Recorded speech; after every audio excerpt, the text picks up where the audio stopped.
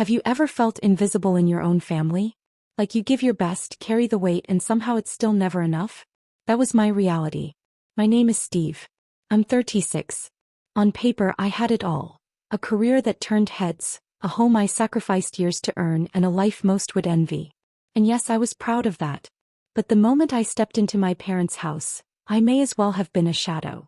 Every visit, it was the same routine. Steve, when will you finally settle down? Don't you want children? Meanwhile, my older brother Ryan, who married straight out of college and had 4 kids, was showered with admiration. He was the golden child. Their perfect family was treated like some shrine to be adored. Me? I got pity wrapped in fake smiles, judgment disguised as concern. One dinner stands out. Ryan's wife Claire tilted her head at me with that syrupy tone and said, "I have a cousin who's single and has a great job. I could introduce you to." I smiled politely, muttered something about focusing on my career, but inside I wanted to shout, "Stay out of my life." But years of restraint kept me quiet. And in that moment I remembered being 10 years old, sitting cross-legged on the living room floor, waiting for a birthday card from Mom and Dad that never came. Ryan had one, of course, a big glittering card that everyone signed. I had nothing. And I promised myself back then, one day I'll become someone they can't ignore. Despite everything I gave. Because they were my parents.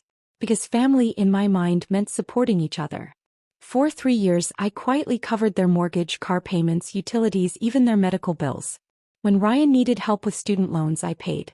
His kids' sports, music lessons, summer camp? I paid. Family vacations? Paid. I told myself it was fine because I could afford it. But late at night, lying awake, I'd hear the hum of the heater and feel the crushing weight of it all. And I couldn't remember the last time anyone gave me a sincere thank you. Not a quick thanks before another request. An actual heartfelt thank you. Then last month I made their final mortgage payment. The house was officially theirs. I called Dad, expecting maybe a moment of gratitude. He was thrilled. "Steve, that's incredible. Come Saturday we'll celebrate." I showed up with a bottle of wine, the smell of Mom's roast chicken filling the house. For a split second I almost forgot the resentment. Almost. The whole family was there. Ryan smug as ever, Claire with her plastered smile, the kids bickering, Mom bustling in the kitchen, Dad carving the roast with mashed potatoes, green beans, and apple pie waiting on the table. Felt like Thanksgiving in April. And then it happened. Mom pulled out a folder. Their new will. Everything, the house, the savings, every cent, was going to Ryan and his children. My name wasn't mentioned once. I froze. The betrayal slammed into me. After all the years of funding their lives, after paying off their home, I was left with nothing. "We're just being practical," Mom said. "You don't need it. You're already successful." Practical. That's what I was to them. An invisible ATM. Useful but not worthy of acknowledgement. Anger rose in me like fire, sharp and relentless. I looked around at their calm, content faces and something inside me snapped. Enough. I left the table. I left the house. The drive home was a blur, hands trembling, heart racing, my mind replaying every word. And for the first time I asked myself, why am I still giving? Why am I still their bank? I thought about the time Ryan borrowed my car without asking and returned it with a dent and my parents laughed it off. Or when I paid Claire's cousin's doctor bill, a person I barely knew and never got as much as a thank you. That night it hit me, I had been invisible my whole life. Invisible and used. The next day I began undoing everything. Mortgage, utilities, insurance. Cancelled. Ryan's car lease. Ended. Smart home system I had installed. Shut off. With every phone call, every account closed, I felt lighter, as if I was cutting chains I didn't realize were binding me. When they called, I ignored it. When they came to my door, I didn't let them in. I stood my ground.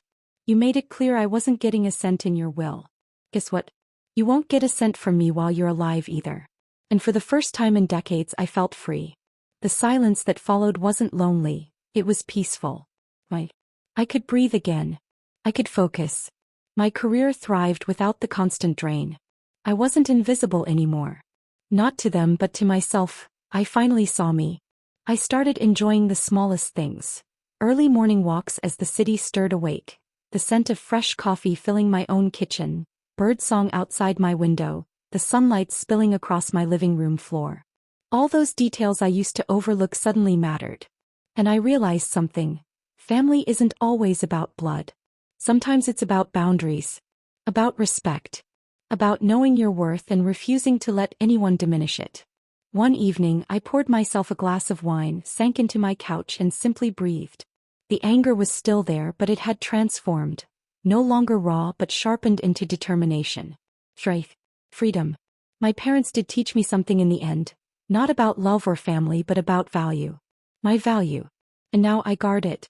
I live it. I honor it.